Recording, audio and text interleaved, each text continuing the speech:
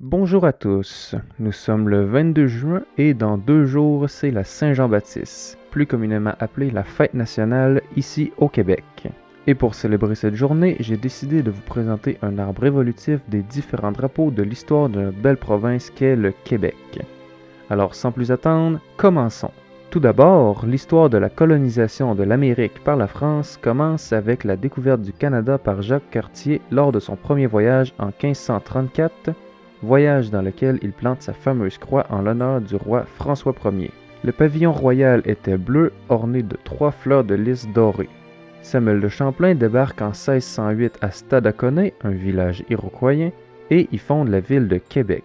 Durant les années qui vont suivre, soit de 1627 à 1663, c'est la Compagnie des 100 associés, dont faisait partie Champlain, qui gère la colonie du Canada. En 1663, le roi Soleil Louis XIV reprend les rênes de la colonie à son compte personnel et c'est un nouveau drapeau qu'on retrouve sur notre arbre qui durera jusqu'à la mort du roi. En 1715, l'étendard royal change avec son roi, l'arrière-petit-fils de Louis XIV, Louis XV.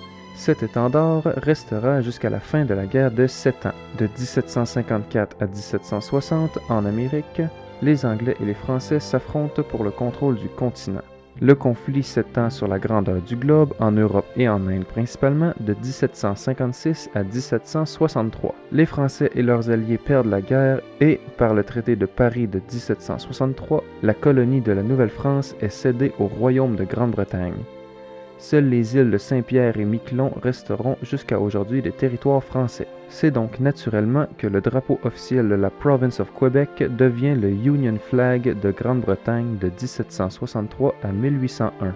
Dans cette même année, l'Irlande devient officiellement une partie du royaume qui prend alors le nom de Royaume-Uni de Grande-Bretagne et d'Irlande. Et le drapeau obtient une croix rouge supplémentaire symbolisant l'ajout de l'Irlande dans l'Union. Parallèlement à cela, à partir des années 1830, un sentiment nationaliste anime les francophones de la colonie qui cherchent de plus en plus d'autonomie par rapport au Royaume-Uni. Un drapeau officieux est brandi dans de nombreux rassemblements dont, entre autres, l'Assemblée des 6 comtés à Saint-Charles-sur-Richelieu. Ce drapeau sera adopté par la République du Bas-Canada, république déclarée indépendante du Royaume-Uni lors des rébellions des Patriotes de 1837-1838.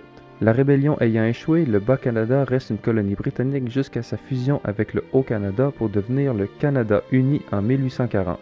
En 1867, après plusieurs années de négociations et plusieurs conférences, le Canada uni, le Nouveau-Brunswick et la Nouvelle-Écosse forment le Dominion du Canada.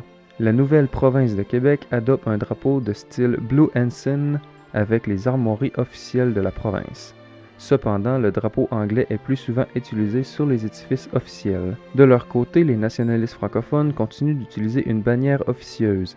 Celle-ci est d'abord la bannière de Carillon, dont on voit ici l'avant et l'envers, puis le Carillon Sacré-Cœur est préféré à partir de 1902. En 1948, le gouvernement unioniste de Maurice Duplessis fait flotter pour la première fois un drapeau du Québec qui représente réellement l'identité québécoise avec une variante du carillon. Enfin, à partir des années 1950, le fleur de lysée qu'on connaît aujourd'hui est adopté. Seulement des variantes de bleu vont survenir à quelques reprises sur le drapeau avec les années. Voilà ce qui conclut ce petit voyage dans le temps pour connaître l'histoire des drapeaux de la nation québécoise. Si ça vous a plu, n'hésitez surtout pas à partager, aimer et commenter la vidéo. Je vous rappelle que chaque commentaire est très apprécié, surtout si je fais une erreur. La semaine dernière, mon ami m'a corrigé en message privé, mais vous pouvez apporter ces corrections dans l'espace des commentaires, c'est fait pour ça. Je vous invite également à me suivre sur la page Facebook. Le lien est comme toujours dans la description. Sur ce, je vous dis à la prochaine et bonne Saint-Jean!